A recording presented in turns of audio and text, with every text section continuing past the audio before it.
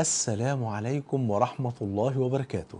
بسم الله والحمد لله والصلاة والسلام على حبيبنا وأسوتنا وقدوتنا وشفاعنا رسول الله صلى الله عليه وآله وسلم. ما هي الأشياء الثلاثة التي تجعلك تفوز بستر الله عز وجل؟ نعرف بعد ما نصلى على حبيبنا صلى الله عليه وآله وسلم.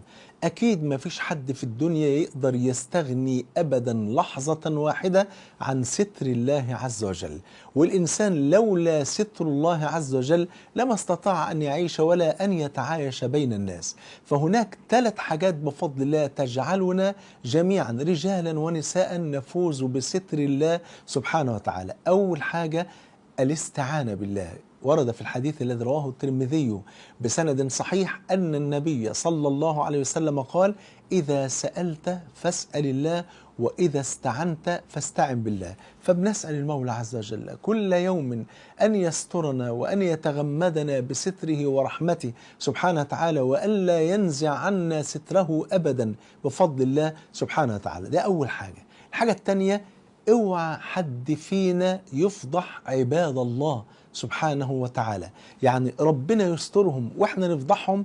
يعني بالبلد كده ما نفرحش بفضايح الناس وما نشيرش فضايح الناس، لأن بكل أسف في ناس أصحاب قلوب مريضة. لو إن عياذا بالله لو لقى مقطع كده على اليوتيوب ولا على الفيس فضيحة فلان يشير ويقول لك شير في الخير. أي خير؟ أي خير إن الإنسان يفرح بفضائح الناس؟ وفي الغالب أغلب المقاطع دي بتكون العناوين اللي فيها كاذبة. يقول لك فضيحة فلان أو فضيحة فلانة، تخش تشوف المقطع ما تلاقيش حاجة.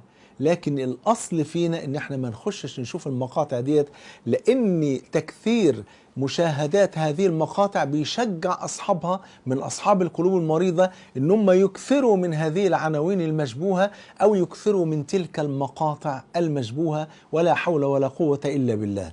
فلو الإنسان بيحرص كل الحرص على أن يستر على عباد الله، وإنه ما يفرحش بفضايحهم، وإنه ما يشيرش تلك الفضايح، ربنا هيستره أكيد إن شاء الله بفضل الله، لأن الجزاء من جنس العمل وكما تدين تدان. يقول صلى الله عليه وسلم في الحديث المرعب الذي رواه أحمد بسند صحيح، بيقول: يا معشر من آمن بلسانه ولما يدخل الإيمان قلبه. بيقول: يا ناس يلي الإسلام بس على لسانكم لكن الإيمان لم يصل إلى القلب. شوف قد إيه.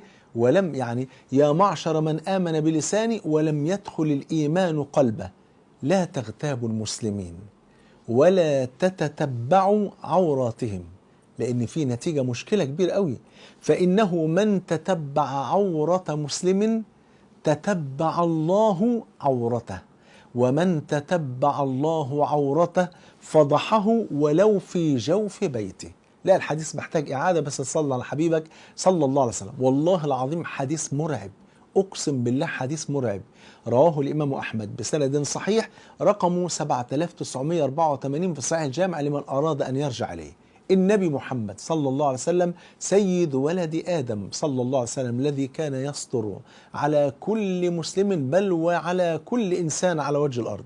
كان يستر على الناس صلى الله عليه وسلم، لا يفضح أحدا أبدا. حتى إن لما كان حد يغلط من الصحابة رضي الله عنهم وارضاهم في غلطة معينة ما كانش يقول باسمه، وكان لما يعوز يعلم الصحابة، يعني مثلا جاء 3 رهط إلى بيوت أزواج النبي صلى الله عليه وسلم، والحديث رواه مسلم، يسألون عن عبادة النبي، فلما أخبروا بها كأنهم تقالوها. وده بداية الغلو، بداية الغلو إن واحد يعتقد إن عبادة النبي قليلة. النبي عبادته قليلة، أمال مين اللي عبادته كتيرة؟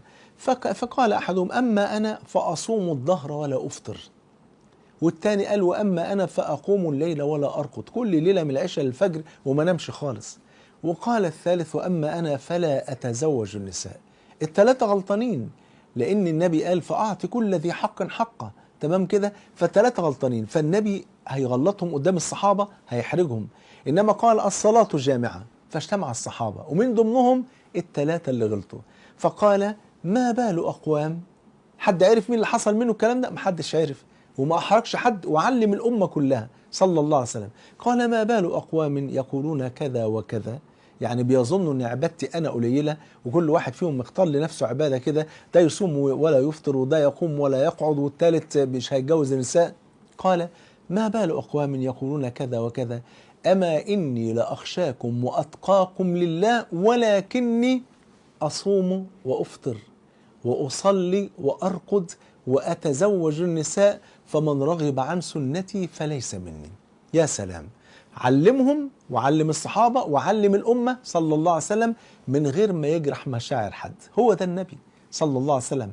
مش افرح بقى ويلا شير فضيحة فلان وفضيحة فلان واقعد انشر في الخير، وعياذا بالله ويتحمل أوزار كل من شير هذا المقطع في ميزان سيئات أول من نشر المقطع وكل من نشر بعده عياذا بالله. فالنبي بيقول: يا معشر من آمن بلسانه ولم يدخل الإيمان قلبه، لا تغتابوا المسلمين ولا تتتبعوا عوراتهم، فإن من تتبع عورة مسلم تتبع الله عورته، ومن تتبع الله عورته فضحه ولو في جوف بيته. تخيل حضرتك وتخيل حضرتك لو إن حد بيتتبع عورة مسلم، في اللحظة دي الله من فوق 7 سماوات يتتبع عورة هذا الذي يتتبع عورة أخيه. طب اللي بيتتبع عورة أخيه ده قد يصل إلى شيء وقد لا يصل إلى شيء، لكن الله لو تتبع عورة عبد فضحه، مش لازم في ميدان عام، مش لازم، ولو في جوف بيته، يخليه يتفضح وسط الدنيا كلها ولو في جوه بيته. سبحان الله. تخيلوا بقى، في الحديث مرعب: فمن فضح مسلما فإن الله سيفضحه لا محالة، ومن ستر مسلما فإن الله يستره لا محالا. ولذلك النبي عليه الصلاة والسلام قال في الحديث اللي رواه مسلم: ومن ستر مسلما ستره الله في الدنيا والآخرة. الله، اللهم استرنا بسترك يا رب. الحاجة الثالثة من أسباب الستر قلنا الاستعانة بالله. الحاجة الثانية إن احنا ما نفضحش أي حد من عباده. الحاجة الثالثة إن اوعى ينفد رصيدك من ستر الله عليك. اوعى ان الرصيد من ستر المولى عز وجل علينا ينفد. طب ينفد ازاي؟ واحد بيعمل معصية فربنا يستره، فيرجع بعد فترة يقول: ما دام ربنا ما فضحنيش اعمل المعصية واتمتع، فيعمل المعصية فربنا يستره. فلو فضل مستمر في ان هو يستمرئ ويستحل ان هو يعمل المعصية ديت، بيجي لحد وقت معين كده فربنا يفضحه. ولذلك سيدنا عمر بن الخطاب لما جابوا له واحد حرامي فظبطوه، فقال له: يا أمير المؤمنين إنها المرة الأولى. قال له: كذبت، فإن الله هو الستير الذي يستر على عباده، فلو فضحك فلن يفضحك من أول مرة.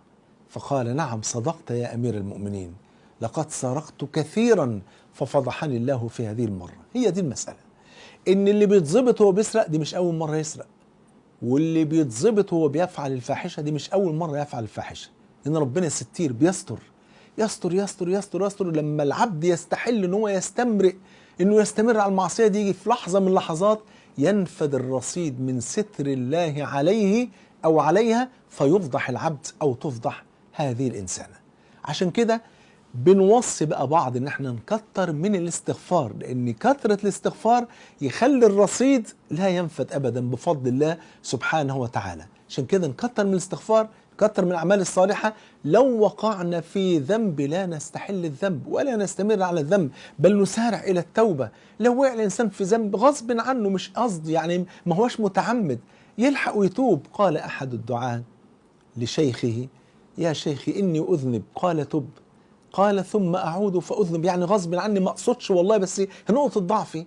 قال: تب. قال: حتى متى؟ قال له: حتى تيأس الشيطان منك.